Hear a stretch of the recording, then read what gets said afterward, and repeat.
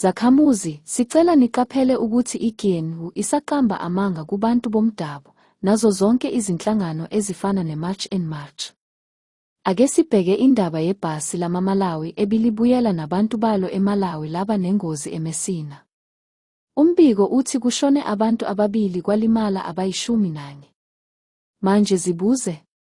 Wonke lamabhasi aphuma ezindaweni ezahlukene ezweni egcwele. Ibhasi eligcwele lihlala abantu abangu-86 kuya kwabangu-96. Pho, kwenzekeni kulabanye abantu abebesebhasini? Ake sithi labo bantu bangu-76 nje. Kwenzekeni kubona? Ibhasi liphenduke kanje, kodwa bona baphuma bengalimele nhlobo. Benganayo nemihuzuko. Abafuni ngisho ukufaka izicelo ku-Road Accident Fund. Ngoba bonke baya lapho ukuthola imali yamahhala. Kunesandla semfene lapha. Umlando omncane. Ngesikhathi sikaMbeki ekuqaleni, amasosha ayethunywa ukuthatha abantu abangena ngokungemthetho, izigebengu, elindelani abokufika camp ayobabeka emingceleni. Bethathwe izizwe zabo. Kwakukhona uhlu olwalwenza ukubala abantu abakhishiwe. Accountability. Uhlelo lwalusebenza kahle kakhulu kwaze kwafika uMbeki walususa, wafaka amabhasi azimele. Kusukela lapho amabhasi aphuma elindelani egcwele, kodwa efika emngceleni nabantu abangu-10 kuphela. Abashayeli nokondaktha bathatha umgwazo, bese bebadedela endleleni. Abagcina befikile emngceleni yilabo abafuna ukubuyela emakhaya kuphela. uMbeki wayekwazi lokhu, ekwenza ngamabomu.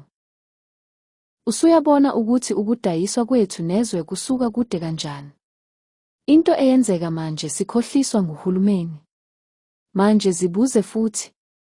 Uke wabona amaphoyisa noma amasosha ehamba ekhapha labantu? Impendulo ithi cha. Engisakubonile kwisoshali nje umshayeli ocela ukuthi bangamphangi endleleni. iGNU ayinayo nhlobo inhloso yokususa laba bantu. Balawula nje intukuthelo yabantu bomdabu. Ayingoba bezimisele ukubakhipha ezweni. Thina siphakamisa ukuthi sibanike izinyanga ezintathu. Njalo ngenyanga siyabheka ukuthi benzeni. Uma sibona ukuthi akukho nhlobo inqubekela phambili, izinsuku ezibekiwe ziyabahlula, sicela thina zakhamuzi, amapatriot ezweni lonke, ukuthi sihlangane futhi senze omunye umbhikisho omkhulu wokubonisa ukunganeliseki kwethu ngendlela esiyokwazi ukubakhipha ngayo. Abangaphandle bazolandela sesibakhiphile ePhalamende. Izinqumo zomthetho nezinhlelo ezisemthethweni ezintsha ziyobasiza behambe ezweni lethu. Lolu hlelo lwabo lweminyaka engu-32 lokukhipha abantu bomdabu ngeke baluyeke kalula. Isixazululo sethu ukuba sibhekane neGNU ngendlela yamadoda, ngokubacindezela beze besisukele kuhulumeni. Uhlelo lokuvota lwamanje lunobugebengu. Elunokukwabanisa kwamavoti, kanti nezinguquko zomthethosisekelo ngeke zifake izinto ezizokwenza abantu bomdabu babe namandla. Simele sibaphonse inselelo baphume kuhulumeni.